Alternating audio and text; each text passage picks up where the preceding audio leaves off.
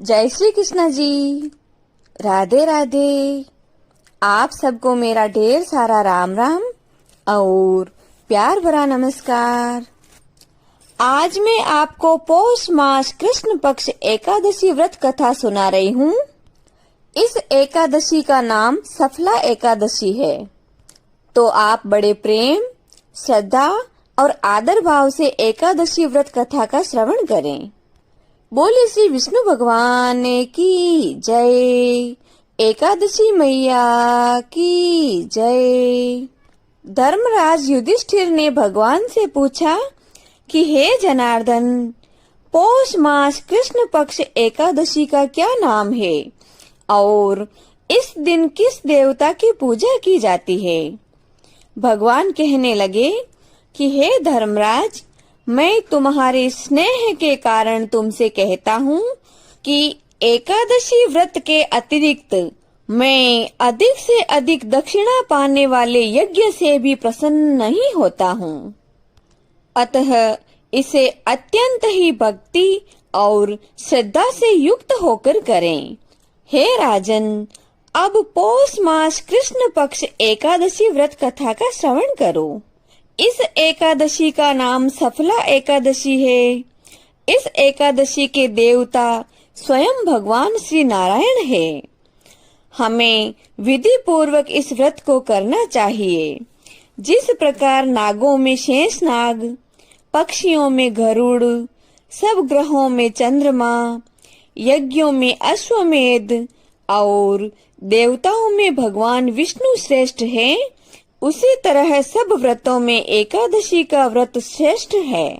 जो मनुष्य सदैव एकादशी का व्रत करते हैं वे मुझको परम प्रिय हैं।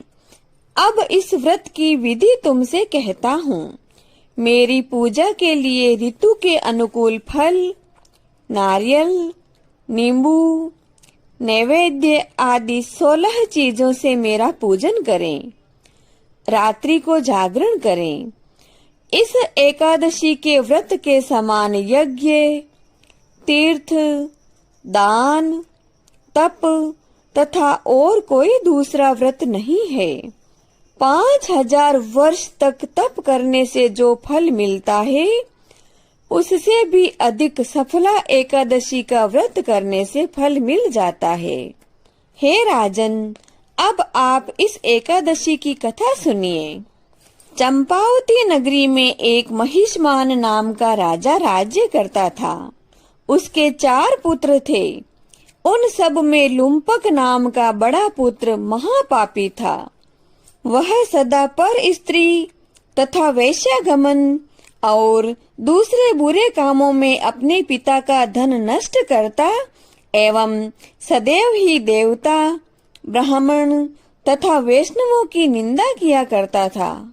जब राजा को अपने बड़े पुत्र के ऐसे कुकर्मों का ज्ञान हुआ तो उसने उसे अपने राज्य से निकाल दिया। तब लुम्पक विचार करने लगा कि अब मैं कहाँ जाऊं और क्या करूं।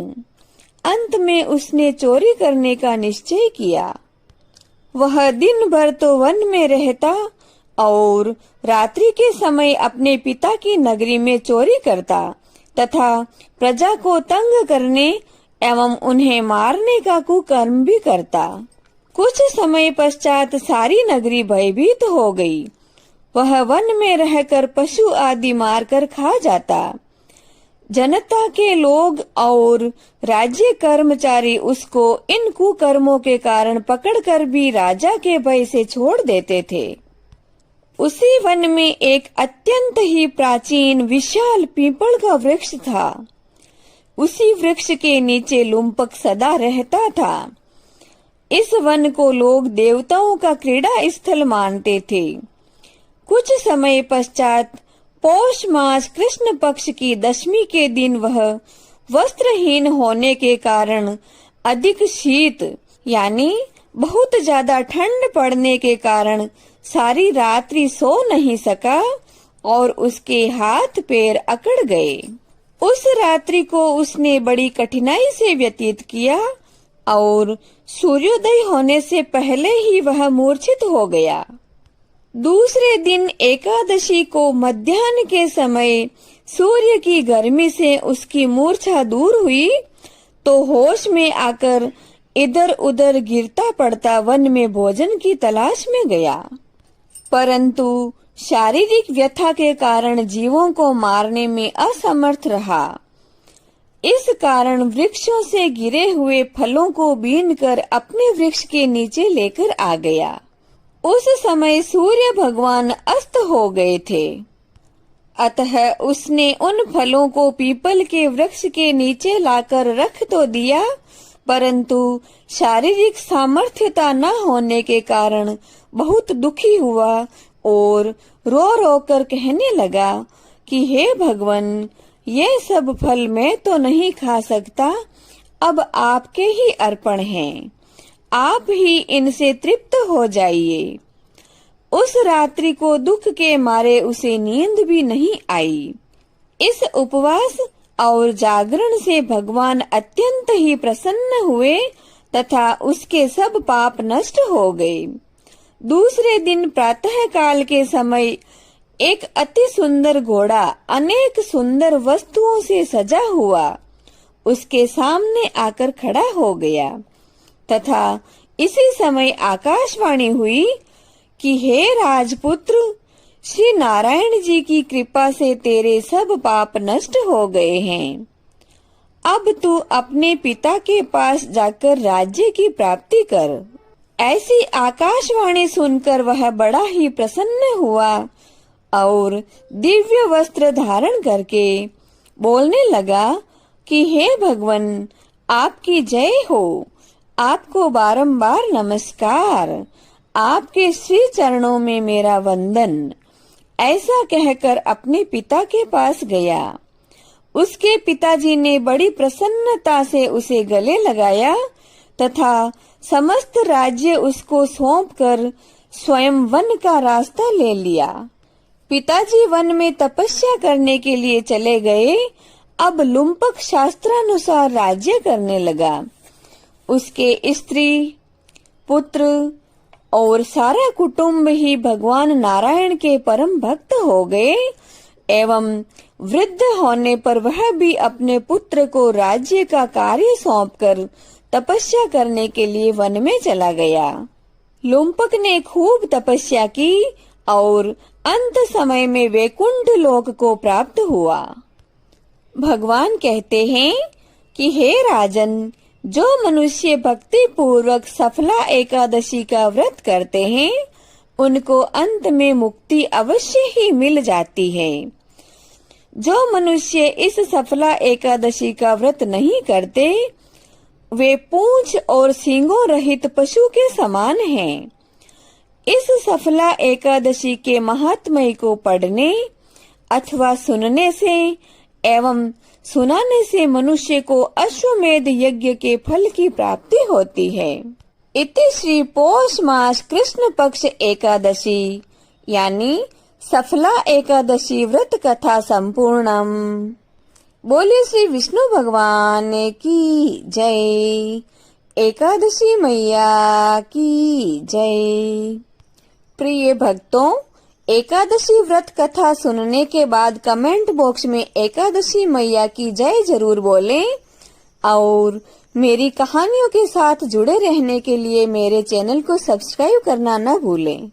जय श्री कृष्णा जी। राधे राधे। अब हम जगत के पालनहार प्रभु की आरती करते हैं। हरि ओम। शान्ताकारं भुजङ्गशयनं पद्मनाभं सुरेशं विश्वाधारं गगनसदृशं मेघवर्णं शुभांगं लक्ष्मीकान्तं कमलनयनं योगिभिर्ध्यानगम्यं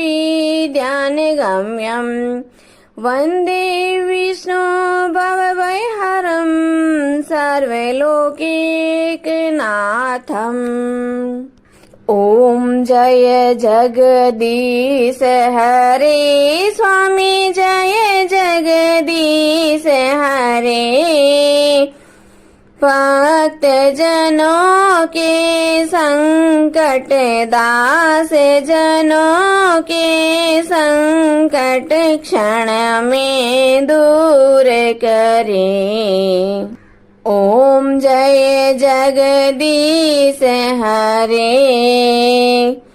जो ध्यावे फल पावे, दुख बिन से मन का। ओ प्रभु दुख बिन से मन का। सुख संपत्ति घरे आवे, सुख संपत्ति घरे आवे, कष्ट मिटे तन का। ओम जय जगदीश हरे। मात पिता तुम मेरे, शरण गहूँ किसे की। ओ स्वामी शरण गहूँ किसे की। तुम बिन और न दूजा, आप बिन और न दूजा। मैं आस करूं जिसे की।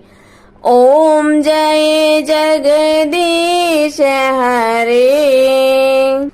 तुम पूर्ण परमात्मा, तुम अंतर्यामी। ओ प्रभु तुम अंतर्यामी। पार ब्रह्म परमेश्वर, पार ब्रह्म परमेश्वर, तुम सबके स्वामी। ओम जय जगदीश हरे। तुम करुणा के सागर, तुम पालन करता। हो स्वामी आप पालन करता। मैं मूर्ख खल कामी, मैं सेवक आप स्वामी। कृपा करो भरता। ओम जय जगदीश हरे। तुम हो एक अगोचर, सबके प्राणपति। ओ प्रभु सबके प्राणपति। किस विध मिलो दयामय, किस विध मिलो कृपामय। आपको मैं कुमति। ओम जय जगदीश हरे। दीन बंधु दुख हरता, ठाकुर तुम मेरे हो। प्रभु रक्षक आप मेरे। करुणा हाथ बढ़ाओ, श्रद्धा प्रेम बढ़ाओ। द्वार पड़ा तेरे। ओम जय जगदीश हरे। विषय विकार मिटाओ, पाप हरो देवा। हो स्वामी कष्ट हरो देवा। श्रद्धा भक्ति बढ़ाओ, करुणा प्रेम बढ़ाओ। संतन की सेवा। ओम जय जगदीश हरे। तन मन धन सब कुछ है तेरा। हो स्वामी सब कुछ है तेरा। तेरा तुझको अर्पण, आपका आपको अर्पण। क्या लागे मेरा। ओम जय जगदीश हरे।